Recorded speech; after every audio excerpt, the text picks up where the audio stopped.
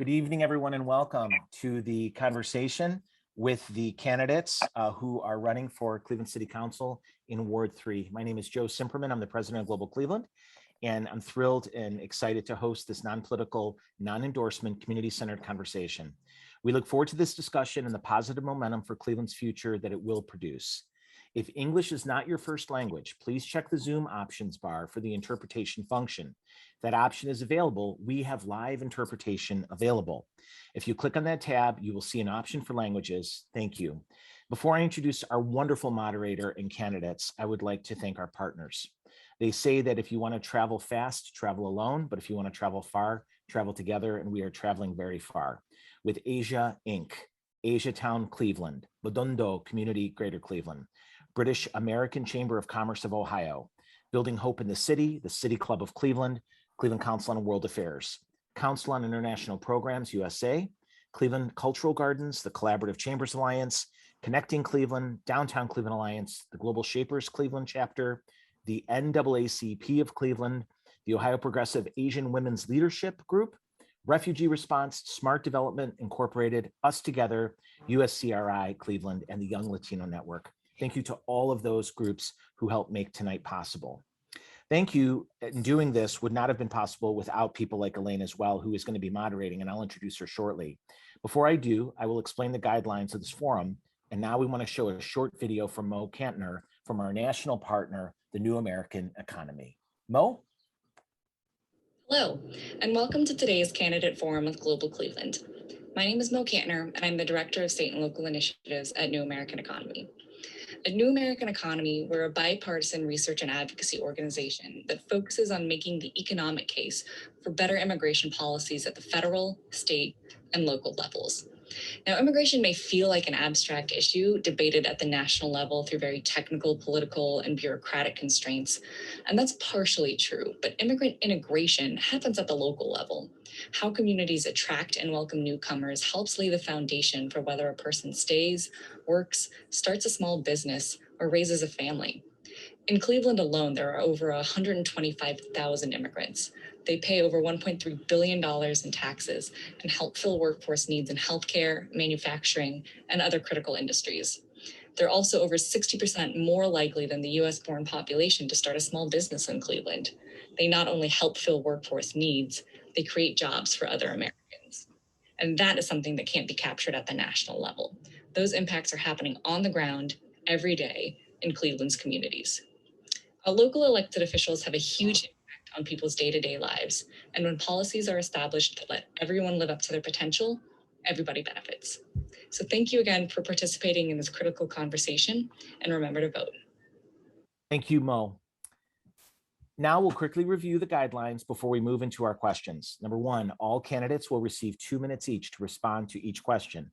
If a response hits 2 minutes and 30 seconds, the candidate will be muted to allow for efficient movement through the questions.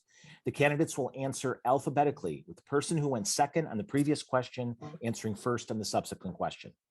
Also, any and all derogatory language or personal attacks will result in a candidate being muted and the next candidate being allowed a chance to answer. Please, let's keep this civil. This is supposed to be a conversation. It is not a debate, nor is it an endorsement interview. Let's please keep it that way. We ask for everyone's respect in attendance. And our candidates tonight for Ward 3, Cleveland City Council. Please allow me to introduce Ayat Amin. Ayat Amin is a first-generation daughter of Iraqi immigrants running for Cleveland City Council as an environmentalist. She has been working in economic development at a national level for the past few years and has been involved with organizations such as Refugee Response and Black environmental leaders. Thank you, Ayat. Our next candidate who will be speaking tonight is Mr. Mike Rogalski. Mike Rogalski is a candidate running for City Council in Ward 3. Thank you to both of them. And now, please allow me to introduce our moderator, Director Elaine So. Elaine So serves as the CEO at Asian Services in Action, ASIA, where she is responsible for leading the largest health and social service agency in the state of Ohio, focused on addressing the needs of Asian Americans and Pacific Islanders, immigrants, and refugees. Elaine is passionate about engaging the New American community civically through voting, and Elaine is a friend to so many people in Cleveland. Thank you so much, CEO Elaine So. Thank you so much, Joe, for that wonderful introduction. So with that, let's move on to the discussion questions with our candidates. So we have 20 minutes for pre-supplied questions, and let's go ahead and begin with the first question. So this question is for starting with Ayat. What is your experience serving and interacting with the international community in your own community and Northeast Ohio at large? How has this shaped your understanding of your community and your role as a leader? Yeah, thank you for the question. So first off, I would like to say that my immediate experience with the international community is just by being a daughter of Iraqi immigrants throughout my lifetime. So whenever I moved to a new place, I immediately looked for the Arab American community in that city. And I was very excited to have found a very strong Arab American community in Cleveland. But more tactically, even outside of my own immediate network, within a couple of months of me moving to Cleveland, the very first organization I got involved in was with Refugee Response. And I found out some of the programs they have. I was looking for a regular volunteer opportunity, and I found that they had adult literacy programs specifically geared towards adult women who lack the English language speaking skills. So up until COVID, I was meeting weekly with a girl named Aline, who was about my age. And we were going through how do you count money and how do you identify what vegetables you are getting at the grocery store, and simple tasks that would allow her to be a little more independent and self-sufficient as she was spending her first years in Cleveland. And it was through that I really learned about the refugee population that exists around Lorraine and 116th Street and a lot of their needs. And while Aline's needs was around language speaking skills, there are other needs around access to good quality jobs. Well, thank you, Ayat. Now let's hear from Mr. Rogalski. Hi, everybody. Thank you for having me. I really appreciate the opportunity to talk with you all, and more importantly, to learn more of what your needs are.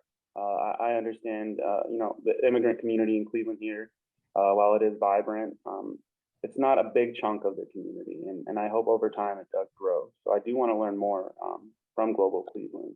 But so my sort of understanding with this question, so I grew up mainly on the east side. It was mainly communities, Black, white, Jewish.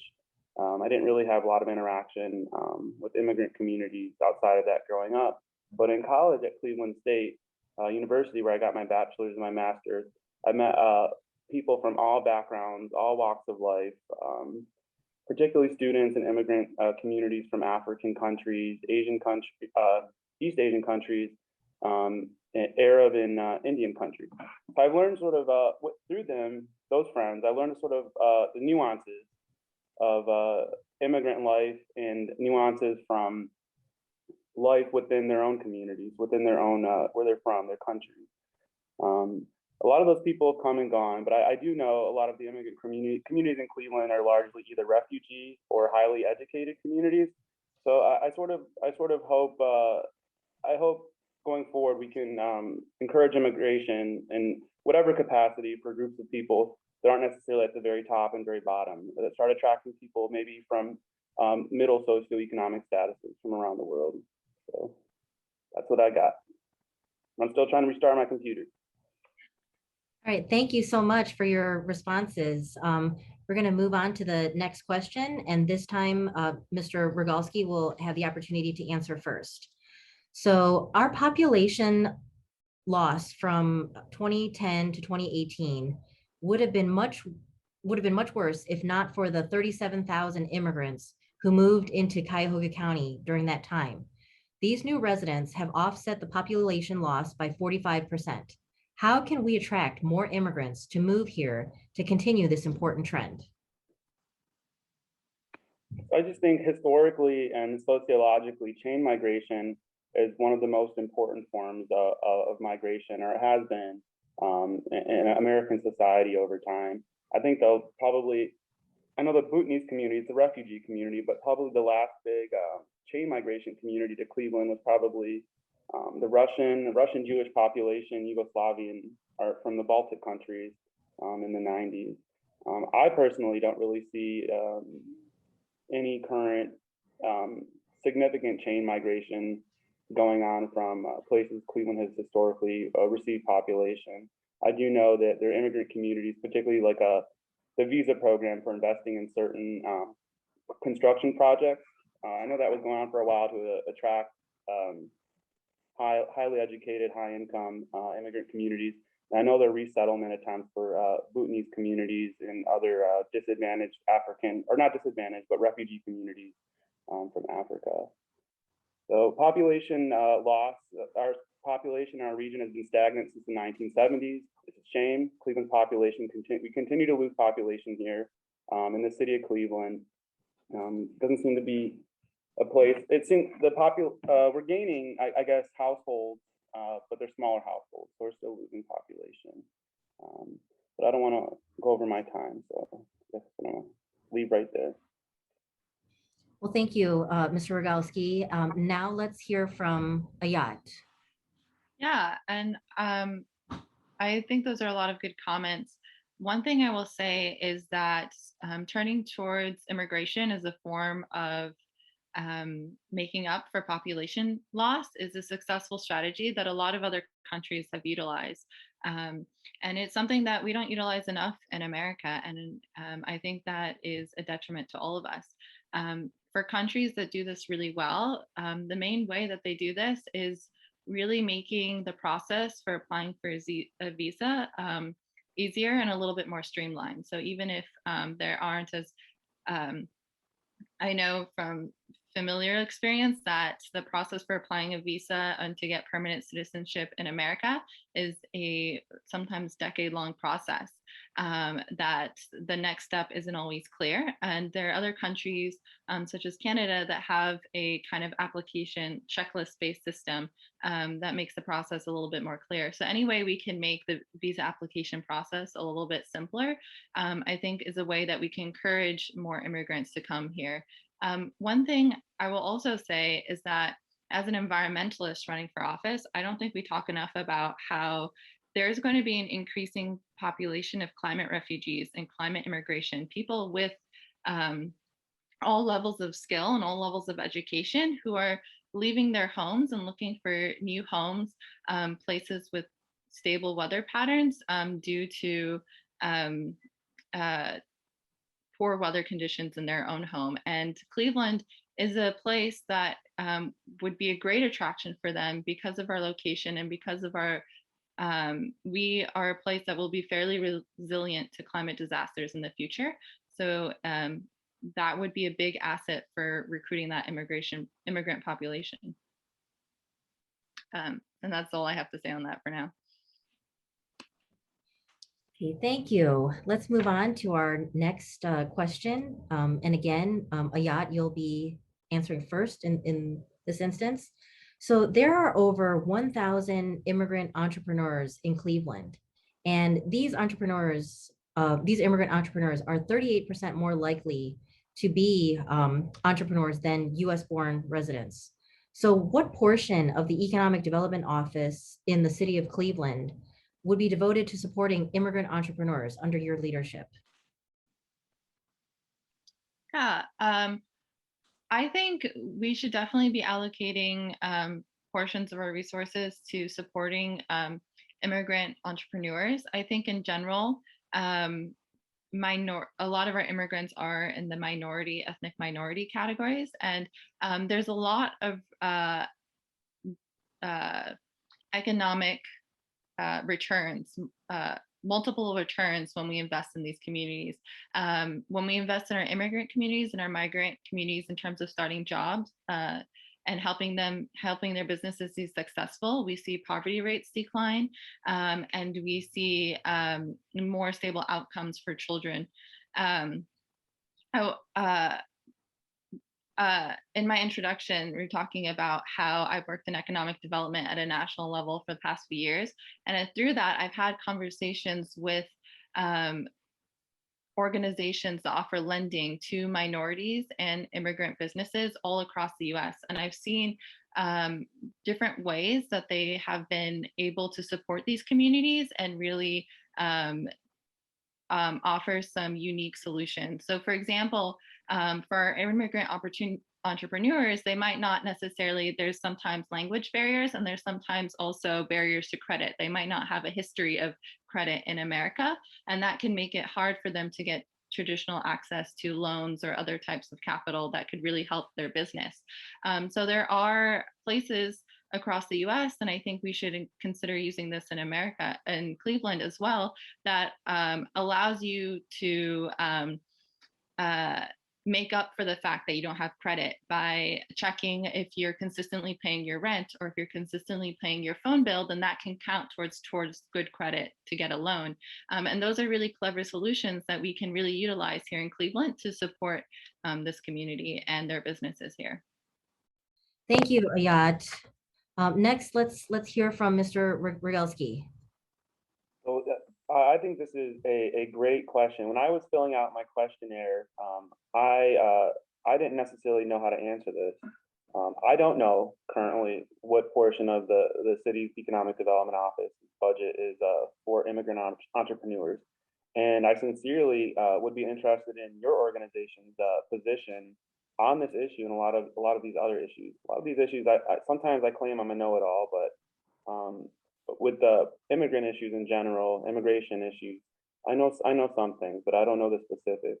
But I do know, I do want to, help people. I want to make sure they have what they need to be the most successful person possible, and to also respect their ethnic heritage, but also ensure that they feel welcome enough to assimilate and be part of our community. So this is something I would love to work on, love to know more about, and do the right thing and put resources in the right places. So that's my response for this. Thank you, Mr. Rogalski. The next question is also yours. Would you, and how would you support adding new members and staff to the Community Relations Board that represent the changing immigrant population in Cleveland, such as an African immigrant community liaison and an Arab immigrant community liaison? So I completely support diversifying the Community Relations Board and any other committee and any other board in the city. I think anything civically based should represent, be a physical representation of the people within the community. You don't get everyone's perspective unless you have everyone with you on board. Everything is a coalition. We're not a society of one type of people. We need a coalition of people, and I certainly would support adding various people from all walks of life to diversify in all the city board, including the Community Relations Board. Mr. Rogalski, I don't know that you answered the second half of the question, which is how would you support those additions? So I'm sure legislation on city council, and I'm sure if that didn't work, it would be a referendum. I wouldn't necessarily back down from being part of a referendum or supporting a referendum to add people to a lot of these boards. It's not something that would intimidate me, and I think it's a good thing. And if I had to be a part of it, or if I needed to initiate it, I would. I think it's a good thing. I hope that answered the question. Thank you. And now, Ayat, would you please answer the same question? Yeah, absolutely. So I think Mike brought up some good points. In terms of how would I support adding new members and staff to a community relations board, I think first identifying community leaders who have the time and the ability and interest in advocating for their communities. So some immediate places that come to mind is, I believe on your website, you have a map of immigrant-owned businesses and restaurants in the area. I know a couple of them are really well known in their respective communities, and we could start by reaching out to them and seeing if they themselves or someone that they know would be willing to be on such a board. from my work at Refugee Response, I know that there's a lot of women who sometimes don't have as much, are working on their language skills, but their language skills aren't quite enough yet to be fully employed. But they still have an interest of being involved in their community. And because their language skills are improving, they have the ability to kind of serve as translators for their community as well. And I think that would be a great area to, you know, provide more avenues for them to get involved with the city overall. And also expand their English language speaking skills, while also having them be advocates for their community.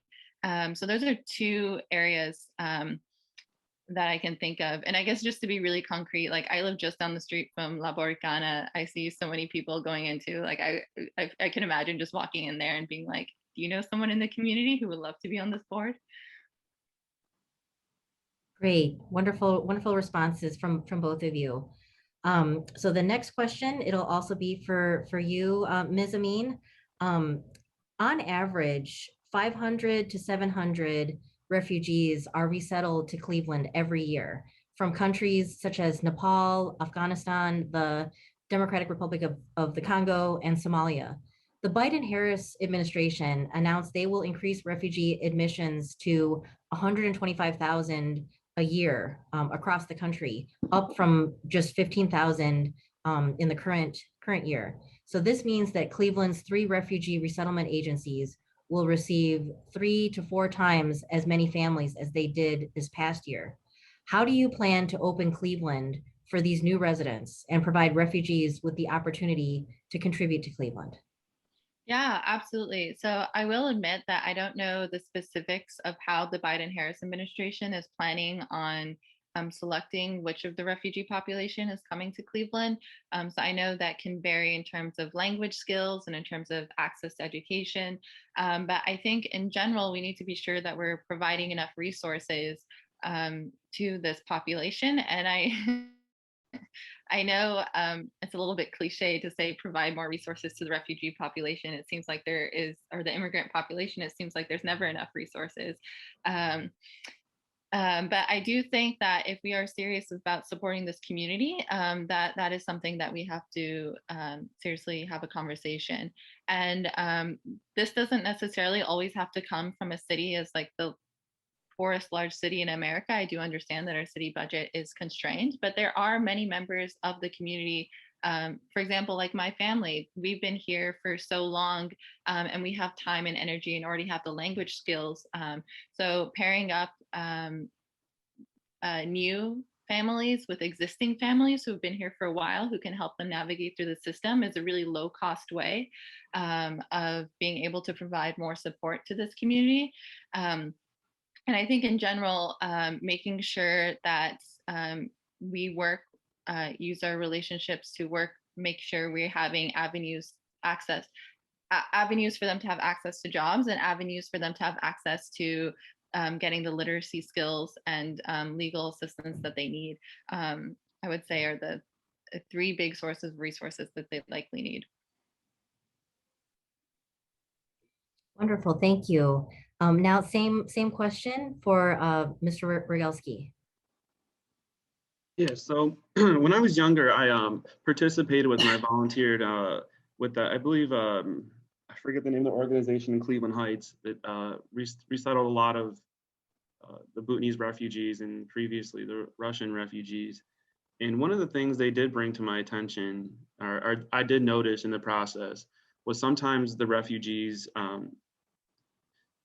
well, let me rephrase this. So oftentimes we want to put our refugees and immigrant communities in some of our more vulnerable, low opportunity, weaker neighborhoods. And the idea is for them to support those places and help them grow and prosper in a way that they aren't currently now. And yeah, I was made aware, and I was aware of various times where a lot of the refugees were targeted. They had safety issues, just living their day-to-day life in their communities and the places they were resettled here in Cleveland. And there was issues with our public agencies here in Cuyahoga County offering language services to these new immigrant populations. I want to make sure that the refugee populations are not only are they resettled here, but they're empathetically cared about and cared for, and not victims in our communities here. So I think we need to support them a little better with the resources we have, and I think it's possible. Just be a greater collaborative effort with more agencies that maybe we're not even considering now. Okay, thank you both for the wonderful responses. We're going to move on at this point in time to the Q&A. So that was our final pre-supplied question, and we're going to move on to Q&A with our audience. The same rules as before apply, and all Q&A questions will be answered by each candidate unless the question is directed to a specific candidate. So let's begin. So feel free to add your questions into the chat.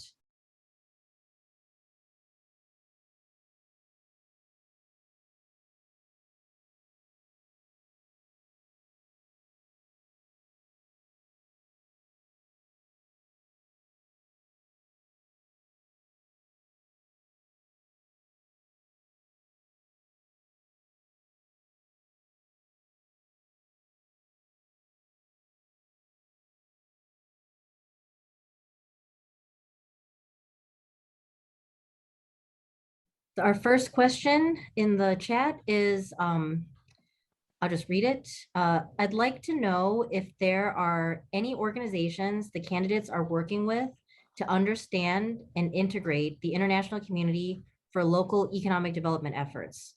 Could you please share some of your ideas or initiatives? So since the last question was last answered by Mr. Rogalski, he will answer first. So go ahead. Let me just make sure I see the question.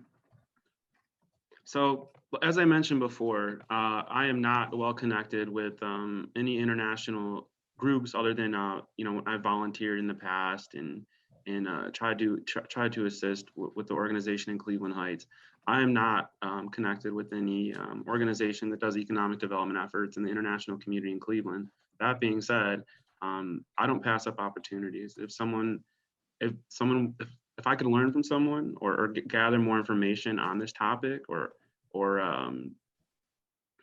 mentor, just be mentored on this whole subject, I would take the opportunity. I want to help people. I want to make sure they have what they need and for them to prosper and live safely and be able to be comfortable here and want to be here. Thank you. Same question for Ms. Amin. Yeah, absolutely. I think it's a great question. I would say a very good resource to start with is Global Cleveland. I mean, there's a bunch of organizations that are part of Global Cleveland, and that is a great place to start. I am particularly a bit more well-informed about refugee response. And one program that they have that I think is a really good model is the Ohio City Farm. And that is linking,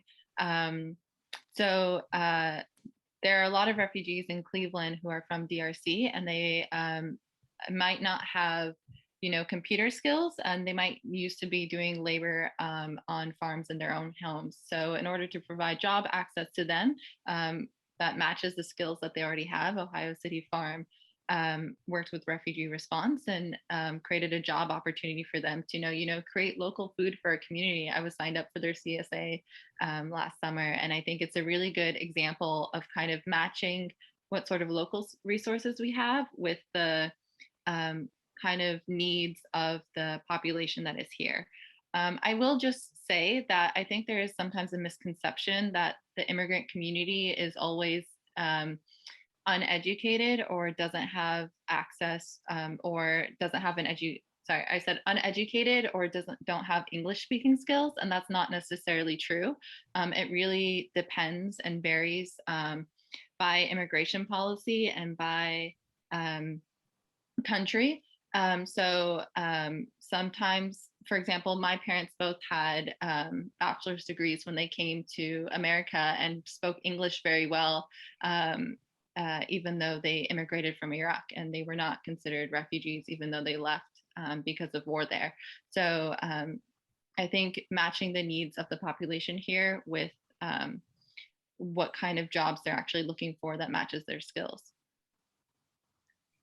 Thank you, Ms. Amin. Along those lines of, kind of language access and the topic of language, one of the questions that was presented in the chat is, what do you plan to do to implement language access inside of City Council? Certainly having access to public officials really does enhance that experience of the new American.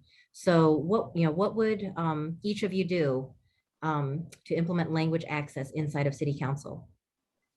Do I start with this question? Yes, you do. Sorry, Ms. Amin, you go first. Yeah, I think we had a similar question in our questionnaire. And the very first thing is I think we should have City Council, our website, available in another language. I think that's a very basic thing that we can start with. I will say I haven't had the resources to do this myself, but Rebecca Moore, who's also a candidate running for City Council, has made her candidate's website also available in another language. And I think we need to make sure not only that our city government website is available in another language, but the city services that are that every resident will need to have access to, or immigrant population or refugee population will disproportionately need to have access to. We should really ensure that those sites. So, for example, our business support part of our city website should absolutely have other language resources. I think I also do want to shout out that we do have, not enough, but we do have some centers in Cleveland, such as the Hispanic, why am I blanking on the name, but the one on around Clark and 25th, I believe, the Hispanic Business Center that provides support to businesses in Clark Fulton and disproportionately to the Hispanic community in Cleveland. So obviously a lot of their resources are available in Spanish as well, but making sure that we create centers like that for our other community, our other immigrant populations in the city as well. Thank you, Ms. Amin. Mr. Rogalski, same question. So this is, what do you plan to do to implement language access inside City Council? Yes. Okay, so I've worked in the public sector for nearly a decade, mainly in the county government. I've also worked in the court system, and there were requirements, legal requirements, that we provide access to language services for I think there were, whatever language you needed. We were able to contact the organization. I think it was associated with refugee response, and they would provide an interpreter over the phone or over a group chat or even in person if there was a hearing or whatever coming up. And we legally, we were trained over and over, we do not turn them away. It's a violation of the federal funds we were receiving. I think we were receiving 4D federal funds. But in addition to that, even government-wide, county-wide, for the most part, even if the organization wasn't receiving federal funds, those same language services were offered at those organizations. And secondly, I think it's important for a candidate, a city council candidate, to actually not only be a member of their community, but actually interact with people in their community, in all parts of their community. So I've been walking the entire ward. My goal is to walk every street, every block in Ward 3. In the process of doing so, particularly in the more vulnerable sections in the ward, I'm coming across chunks of people who, are illegal immigrants. They immediately tell me they're illegal immigrants. They do informal work, auto repair, scrapping. I've met some like down in the Stockyards neighborhood. And a lot of these people, even if these services are available, mandated by the government, you also need a city council member, and you also need just a good group of just average people and public employees that are willing to walk the streets and talk to these very vulnerable people that are, for the most part, scared to talk to anyone in government. I'm a white male. For the most part, some of them were scared until I sort of de-escalated the situation, and I let them know I'm just running for city council, and I just wanted to talk to them and let me know what their needs are in their neighborhood, whether they're a citizen or not. And they couldn't even vote for me, but I want to hear from everybody. I want to make sure everyone's okay. All right, thank you, Mr. Rogalski. Your time is up for that question, but we have maybe time for one more question. Colin, you're the official timekeeper. You can give me thumbs up or thumbs down if we have time for one more question. But while you're answering, We have time.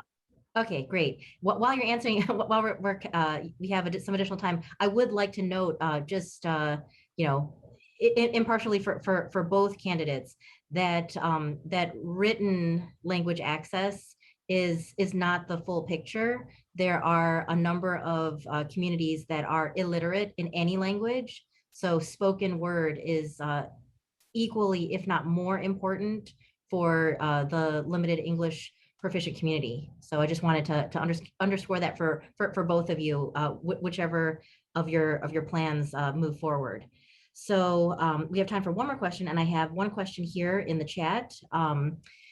Given that 11% of immigrants are refugees, what kind of resources or programs would you support for non-refugees, like international students looking for jobs or family-based visa holders?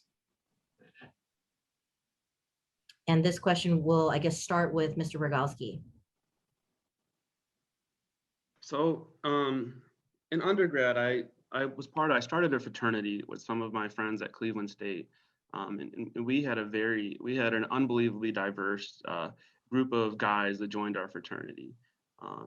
And as we got older, we had some even international students. One guy in particular, he was from Saudi Arabia, and he was struggling academically. And I guess his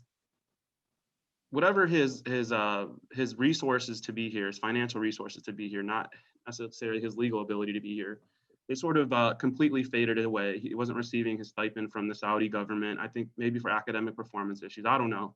And his family wasn't supporting him.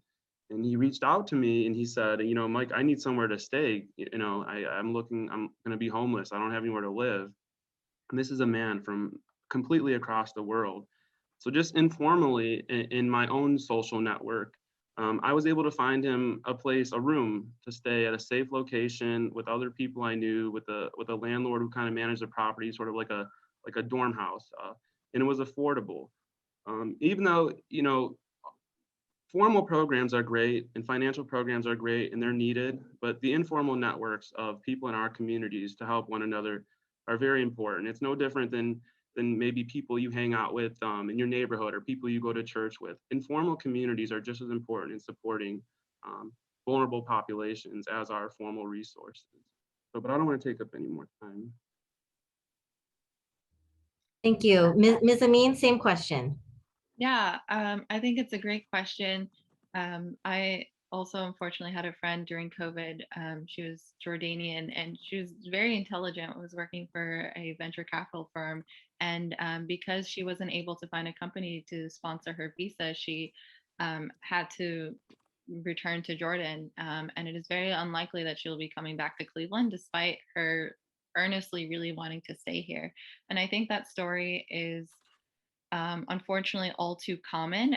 So if you are an international student in America, normally your biggest challenge is finding a visa that will allow you to stay here and finding a company that will allow you to that will sponsor your visa.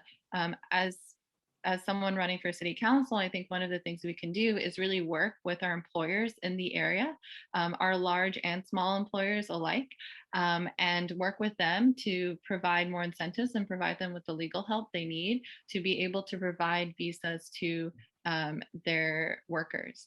I think especially for smaller companies, a lot of them have the desire to keep this talent base, but don't necessarily know what the legal process is for providing visas to their workers and don't necessarily see the incentive for going through that process. So if we at City Council can do anything to make that process easier for them and to provide more avenues for visas to be accessible, I think that will do a lot for keeping that international student population here. I also, Elaine, want to note and thank you for your comment earlier about how it's not just written language access, but also verbal language access. And you are absolutely 100% right. And I think I was mentioning city services earlier, but I think even things like public transportation and making sure that you are able to navigate the bank or navigate a grocery store or navigate the bus or find a hotline. I believe there are other cities where you have a hotline that you can call and they will answer your questions about how do I navigate the bus or where do I go, what place will take my food stamps, and etc. Thank you. Thank you both so much. Our time together is up. I want to thank you both sincerely for attending the Ward 3 Candidate Forum. I want to thank both candidates for coming here in good faith to speak to the international community tonight.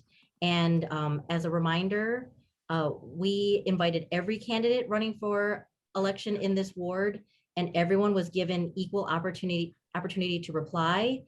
So you can find the answers to the questions from every candidate who completed the questionnaire on the Global Cleveland website. We would especially like to thank the audience for attending this forum as well. As you know, it's your vote that determines the next generation of Cleveland City leadership. Thank you as well to our incredible sponsors and partners who made these forums possible. And I'm going to shout them out once again. They are, of course, Asian Services in Action. I'm here proudly representing Asian Services in Action, better known as Asia. I'd like to thank Asia Town Cleveland, Badando Community of Greater Cleveland, British American Chamber of Commerce of Ohio, Building Hope in the City, City Club of Cleveland, Cleveland Council on World Affairs, Council on International Programs USA, Cleveland Cultural Gardens, Collaborative Chambers Alliance, Connecting Cleveland, Downtown Cleveland Alliance, Global Shapers Cleveland, NAACP of Cleveland, Ohio Progressive Asian Women's Leadership, Refugee Response, Smart Development Inc., Us Together, USCRI Cleveland, Young Latino Network. All of these organizations perform critical work with and for our international community. So please find them on social media and on the web to learn more about what they do. So thank you again, everyone who participated in this Ward 3 forum. And I'd like to wish everyone a good evening. And remember that we strengthen our city by welcoming the world. Thank you, everyone.